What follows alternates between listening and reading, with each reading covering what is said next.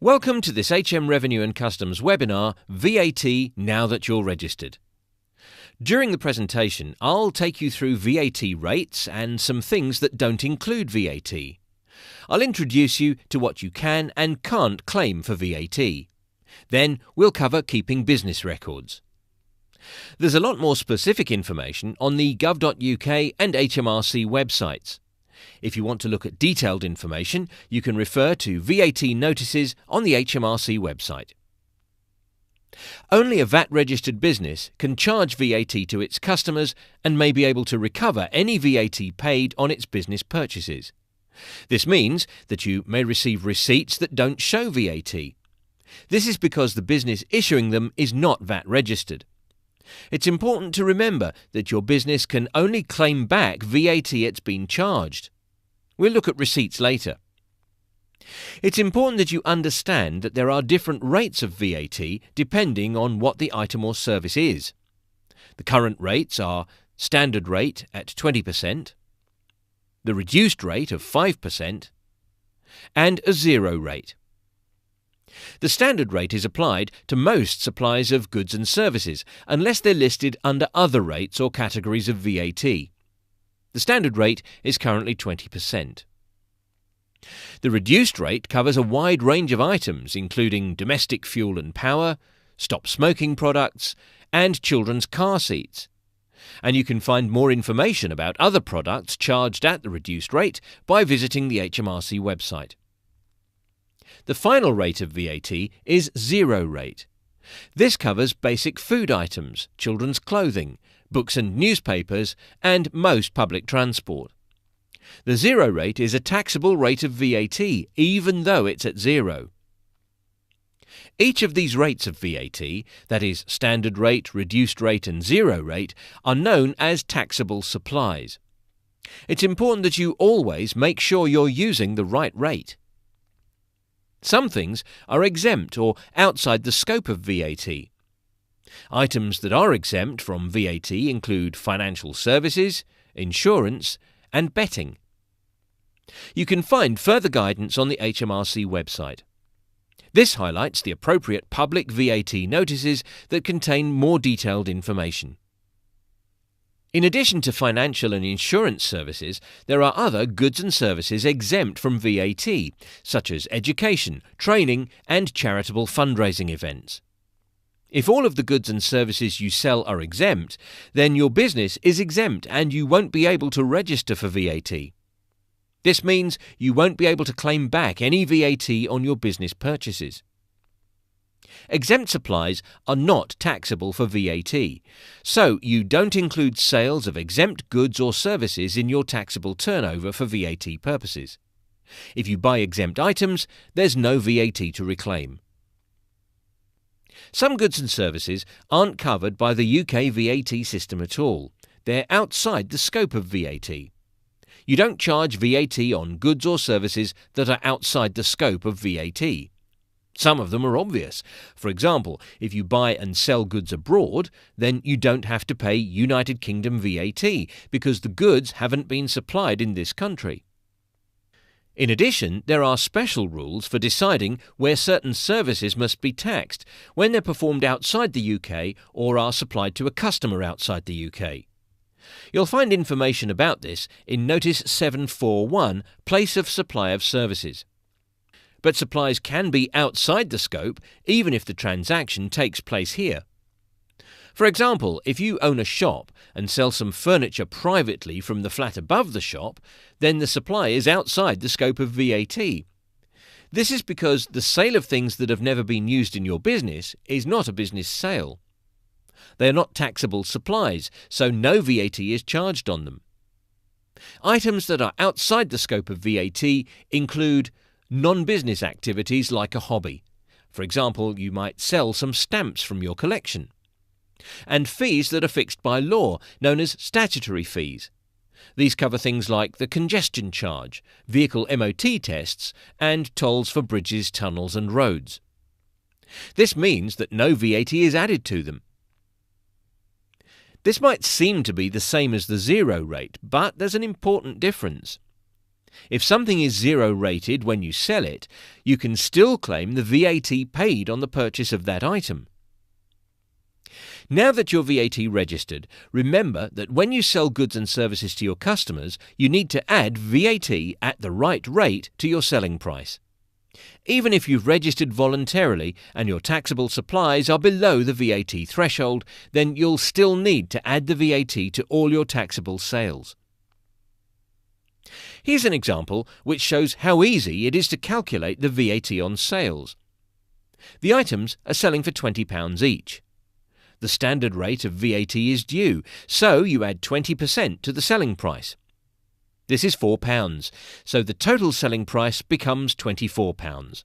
You can also see that the VAT due to HMRC is £4. In this example, the goods sold are at the reduced rate of 5% VAT. The selling price is still £20, but now the amount of VAT due is only £1. The total price to the customer is £21, and the VAT due to HMRC is £1. Sometimes you may have a final price that you've been charged as a customer, or you've given a client a special price. Now you need to work out the VAT included in the total selling price. An easy way to do this is to use the VAT fraction. VAT fractions change when the VAT rate changes. The current fraction for the standard rate of VAT, 20%, is 1/6 or 1/6 of a VAT inclusive price. Here, the rate of VAT is 20% and the total price including VAT is £120. If we multiply £120 by 1/6, the result is £20. This is the VAT included in the total selling price. The price before or excluding VAT is £100. Now let's look at the reduced rate fraction. For inclusive prices using the reduced rate of 5%, the fraction is 1/21. This is a similar calculation, but here we know the rate of VAT is 5%, and the total price including VAT is £105. So if we multiply £105 by 1/21, the result is £5. This is the VAT included in this selling price. The price before or excluding VAT is £100. If this seems a lot to remember, you can visit the gov.uk website or watch this presentation again in the live format or recorded version. Now we're going to look at two types of invoices that you can come across in your day-to-day transactions. There are different kinds of VAT invoice that a VAT-registered business can give to customers. Most invoices need to include your VAT number, business name and address, the invoice number, the invoice date, the date of supply, your customer's name or trading name and address, a description of the goods or services supplied to the customer, and the rate and amount of VAT. Invoice number. You need to pick a system and stick with it. Once you've issued lots of invoices, it'll be a huge hassle to change. The PO number. This stands for purchase order number, essentially meaning your reference. If you're dealing with a big company, they might give you a purchase order number, so fill it in here to help tie your invoice to the entry on their system. Reference. This is another method of tying this invoice to the corresponding payment on your client's system. Tax date. Enter today's date or the date the work was completed. Terms. This is the period within which the client must pay the invoice. Commonly, 28 days or 4 weeks or 1 calendar month is used. And payment due by. This is the date by which the invoice must be settled. You might receive invoices that show just the gross figure with VAT included, for instance a till receipt. You might have thought of issuing this type of invoice yourself, but it can only be used for retail sales of £250 or less. Simplified VAT invoices only need to show the seller's name and address, the seller's VAT registration number, the time of supply, and a description of the goods or services. Also, if the sale includes items at different VAT rates, then your simplified VAT invoice must also show the total price including VAT and the VAT rate applicable to the item. If you accept credit cards, then you can create a less detailed invoice by adapting the sales voucher you give the cardholder when you make the sale. You do need to keep copies of any less detailed invoices you issue. Don't confuse simplified invoices or till receipts with those you may get from businesses that are not registered for VAT. Only a VAT-registered business can charge you VAT, and businesses can only claim VAT that they've been charged. Depending on your business, the rate of VAT you charge your customers can be different from the rate your suppliers charge you. If you've registered voluntarily for VAT, then you'll have to charge the appropriate rate of VAT on the goods you sell or the services you provide. So let's have a quick look at how this works. Here's Helen. She makes children's clothes, which are zero rated. Her business costs for the materials she uses in making the clothes and other costs like heating and lighting will have included VAT at the appropriate rates. The children's clothes, which Helen makes, are zero rated, as already mentioned, but as she's VAT registered, she can claim back the VAT on the fabrics she buys to make them, even though she doesn't charge VAT on the sale of the finished clothes to her customers. Some of the terms you'll often hear in VAT and see on the VAT return are inputs, outputs, input tax, and output tax. So what are they? Well, inputs are things you buy for your business. Sometimes you'll sell them on to your customers, and sometimes you'll use them in your business. Input tax is the amount of VAT on these purchases. So, inputs are the things moving into your business. Similarly, outputs are the things you sell to your customers, and output tax is the VAT you add to the value of your sales at the correct rate. So, outputs are the things you move or sell out of your business. The amounts of input and output tax you charge or are charged are what you include on your VAT returns. There are some things you cannot normally claim back. For example, things that you purchased before you became VAT registered, things that you use for both personal and business use, and motoring fuel. VAT rules for business expenses are sometimes different from income tax rules. Therefore, just because you can claim it for VAT doesn't mean it's the same for income tax or corporation tax. But if you're selling things that are exempt from VAT, for example insurance, you cannot claim back any VAT on things you buy for your business, because your sales are exempt from VAT. There are a number of situations where you cannot claim back VAT that you've paid. These include goods and services that are bought for your personal use, buying cars, business entertainment expenses, and business gifts where the cost of all gifts given to the same person is over £50 in the same year. There are some exceptions, so please do check the gov.uk website. You might use some of the goods and services that you buy for both business and non-business use. So you normally claim VAT on the proportion of items you use for business purposes. For example, if you buy a computer and use it 50% for your business and 50% for private use, then you can claim 50% of the VAT. But the rules applying to motoring expenses and road fuel are different. If your business pays for your car's road fuel, then there are 4 ways that you can deal with the VAT. Reclaim all of the VAT. You need to use all the fuel for business purposes. Where there's both business and personal use, then you can reclaim the proportion of VAT on fuel used for business mileage. You'll need to keep detailed records of your business and private mileage for this. Or you can reclaim all of the VAT and pay the appropriate fuel scale charge. This is a way of accounting for output tax on fuel that your business buys, but that's then used for private motoring. Or don't claim back any VAT. This can actually be a useful option if your mileage is low and also if you use the fuel for both business and private motoring. If you choose this option, then you must apply it to all vehicles, including commercial vehicles.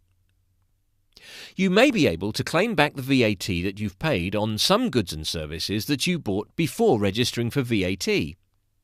There are conditions you must meet in order to claim this VAT, including keeping records of what you bought and how you use, sell or dispose of them. You can generally claim back VAT on goods you bought up to 4 years before you registered for VAT, providing you still have them on hand. And for services you bought for your business up to 6 months before registration. Goods include items you've bought to sell your customers and assets such as computers to use in your business. You can only claim back for goods that you still have in the business. You can't claim VAT on any goods where you've completely used them up before you registered for VAT. For example, petrol, electricity or gas used before your date of registration. Examples of services you might have paid for are things like legal and accountancy fees, or services relating to setting up your computer and other equipment, and those for your premises. It's a good idea to do a stock take on the day you become VAT registered. By doing this, you'll know what you still have on hand so you can claim back the VAT correctly. If you need more information, don't forget there's help and guidance on the gov.uk website. It doesn't matter whether your sales are standard, reduced or zero rated for VAT. You'll still need to keep all of the records, such as VAT receipts, to be able to claim back VAT. One important thing all businesses need to do is keep books and records. You probably already have a system in place, but I'm going to take you through VAT records in easy stages. Now you're VAT registered, you need to keep a record of the VAT on your sales and purchases. Your records probably already include your sales and purchase invoices, so usually for VAT it's as simple as adding a VAT column for each of these. You use your records to complete your VAT return and pay any VAT due on time. Soon after you register for VAT, HMRC will let you know your VAT number and the date you were registered, called your effective date of registration or EDR. Keep these details safe, as you'll need them if you contact HMRC. Also, you need to show your VAT number on all the invoices you issue. We'll talk about invoices later. Your business records include all your purchase and sales invoices, as well as any cash books, diaries and till rolls you might have. Your records may also include bank and PayPal statements. Each business may keep different records. If you use a computer, remember it's important to keep a backup of your records. For VAT purposes, all your business records need to be kept for at least 6 years after the last return for that year has been submitted. Keeping accurate books and records is an important factor in running a successful business. Accurate records will, for example, let you see how much you're owed by your customers, or whether your business is growing. They'll help you in sending your returns on time and help you avoid paying penalties. You'll need to send regular VAT returns as well as a tax return each year. The figures that you enter on your returns must be accurate. If you don't keep accurate records, then you won't be able to provide accurate figures. And if you send us an inaccurate return, then you may have to pay additional tax plus interest, and in some cases a penalty. Accurate, up-to-date records will help you fill in your tax return correctly and so help you avoid these additional charges. You must keep a separate record of the VAT you charge and the VAT you pay on your purchases. This record is called a VAT account. It's a legal requirement. You use the figures in your VAT account to complete your VAT return. The VAT account is the calculation you make by adding up the VAT from your business records. It will probably look similar to this one, although yours may be electronic using a spreadsheet or software package. It includes a total of your outputs and output tax, inputs and input tax for the quarter. It may also show any adjustments made from a previous quarter. There aren't any rules on what a VAT account should look like, but it must show your total VAT sales, your total VAT purchases, the VAT you owe HM Revenue and Customs, the VAT you can claim from HMRC. If your business uses the VAT flat rate scheme, the flat rate percentage and turnover it applies to. I'll tell you more about this later. And the VAT on any EU acquisitions or purchases and dispatches or sales. If you've made an error in your VAT return, then the VAT account must show the date you discovered the error and the details about the error, for example, how it happened and how you corrected it. If you write off an invoice as a bad debt, you must keep a separate VAT bad debt account. The debt must be older than 6 months, and for each bad debt you must show the total amount of VAT involved, the amount written off and any payments you've received, the VAT you're claiming on the debt, the VAT periods you paid the VAT and are claiming the relief for, and invoice details like the date and the customer name. You have to keep this information for 4 years. All these records must be kept up to date, and they must be in sufficient detail to allow you to calculate correctly the amount of VAT that you have to pay to or can claim back from HMRC. To send returns electronically, you need to open an online account on the HMRC website. If you're already registered for any of HMRC's online services, then you add the VAT Online function to your existing online account. This is an extract from an online VAT return. Nearly all businesses must send the returns online. I'm not going to take you through completing the VAT return box by box. Every time you fill it in, there's guidance available by clicking on the link shown in the Important Note box at the top of the page. You normally complete one every quarter, so if your first return is due in May, then your next return will be due in August, and then November and February. Keep a note in your calendar of when your next return is due, or sign up for an email reminder so you know when to set time aside to complete it. Remember, by sending your VAT return in on time and paying by the due dates, you avoid penalties. Even if you have no VAT to pay or get back, you still need to send a return, often called a nil return. You may just have to put a 0 in some of the boxes. Since VAT returns are submitted online, HMRC do some of the calculations automatically for you, but it's still useful to know how to work out whether you'll owe HMRC a VAT payment, when your return is due, or if you'll be due a refund. It's very easy to do this.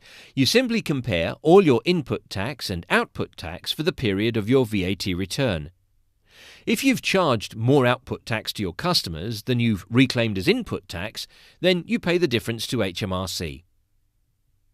Here, output tax exceeds input tax by £535, so this is what you would need to pay HMRC. But if you've reclaimed more input tax on things you've purchased than you've charged as output tax, then HMRC will refund you the difference.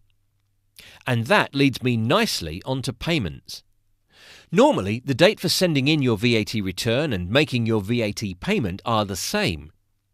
Just as it's a good idea to keep a note when you need to send in your next return, it's also a good idea to make a note of when you need to pay and how much. You can sign up for email alerts so you don't forget to send in your VAT return and pay on time. Most businesses send their forms and pay the right amount of tax on time, and by doing this they avoid extra paperwork and possible interest charges. If you're worried about making a payment, then contact us as soon as possible. Don't leave it until payment is due. There are a number of schemes available which might make accounting for VAT easier for you, but you'll have to meet certain conditions before you can use them. Details can be found on the gov.uk website, but the most common ones are cash accounting. Usually, the amount of VAT you pay HMRC is the difference between your sales invoices and purchase invoices. You have to report these figures and pay any money to HMRC, even if the invoices haven't been paid. But with the cash accounting scheme, you pay VAT on your sales when your customers pay you, and you reclaim VAT on your purchases when you've paid your supplier. To join the scheme, your VAT taxable turnover must be £1.35 million or less. Annual accounting. Usually, VAT-registered businesses submit their VAT returns and payments to HMRC 4 times a year. But with the annual accounting scheme, you make advance VAT payments towards your VAT bill based on your last return, or estimated if you're new to VAT, and you only submit one VAT return a year. When you submit your VAT return, you either make a final payment, the difference between your advance payments and the actual VAT bill, or you apply for a refund if you've overpaid your VAT bill. The scheme wouldn't suit your business if you regularly reclaim VAT, because you'll only be able to get one refund per year when you submit the VAT return. You can join the scheme if your estimated VAT taxable turnover is £1.35 million or less. Retail schemes. If you sell to the general public, especially high quantities of relatively inexpensive items, it can be difficult, time-consuming and costly to record the VAT on every individual sale in your accounts. VAT retail schemes can make calculating your VAT simpler. Instead of calculating the VAT for each sale you make, you do it once with each VAT return. There are 3 standard VAT retail schemes. The point of sale scheme, where you identify and record the VAT at the time of sale. The apportionment scheme, where you buy goods for resale. And the direct calculation scheme, where you make a small proportion of sales at one VAT rate and the majority at another rate.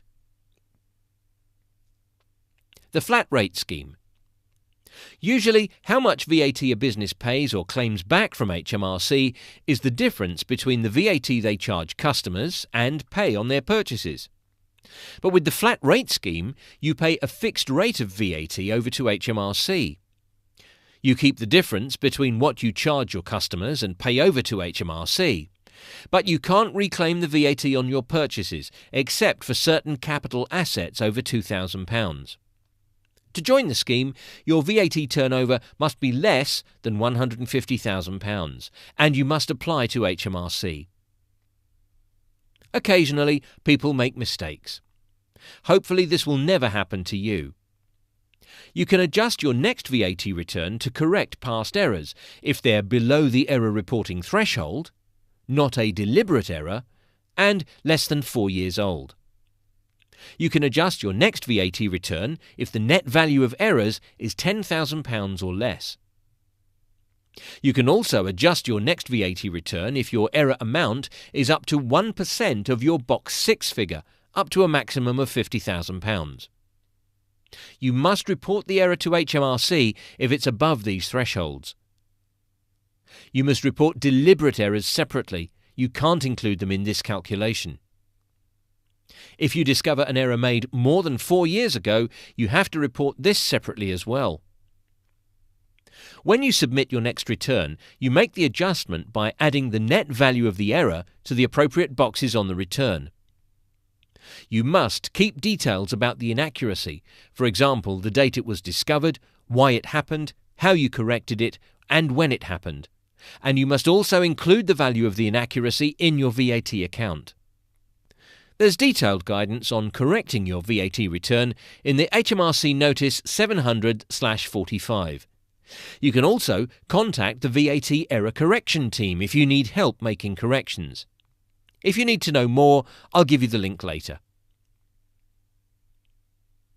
If you need further help, don't forget you can sign up to receive regular emails from HMRC. The emails highlight the help and support we provide for small businesses. We also have an online learning package for newly self-employed customers. This includes practical case studies, and you can work through the package at home and at your own pace. We also have a number of webinars, both live and recorded, which you can sign up for. The live versions include the opportunity to ask questions on the subject. Of course, the recorded versions don't include this, but they are available 24/7 and they cover the key points. You can sign up for these from the link on the HMRC website. Gov.uk is the best place for government services and information. Visit the website for plain and simple help and guidance. You'll find lots of bite-sized tax information videos on our YouTube channel. For example, there's a short video on the 2 new simpler income tax schemes for small businesses introduced in April 2013. If you need reassurance, some quick help, or are just interested in finding out more about a subject, then this might be the option for you. Twitter is an online social networking and micro-blogging service, and you can follow us on Twitter to receive official news and information. Each month, HMRC's press office holds interactive Twitter Q&A sessions. You have the chance to ask questions on a range of subjects. At present, there are over 70,000 followers, with the number growing on a monthly basis. Some of these then retweet the messages received. As well as the @HMRC.gov.uk Twitter account, we now have another account to give help to small and medium enterprises, or SMEs for short. Our tweets are more specific, focusing on the range of help and support we offer, including webinars, emails, YouTube and e-learning. So, what will you do next? Well, here are some suggestions that are good starting points in getting to grips with VAT now that you're registered. Before we finish, ask yourself, am I keeping sufficient business records? And are my receipts what my customers need? It's also a good time to sign up for other free webinars. So that brings me to the end of this presentation. Thank you for listening, and I hope you've found it useful.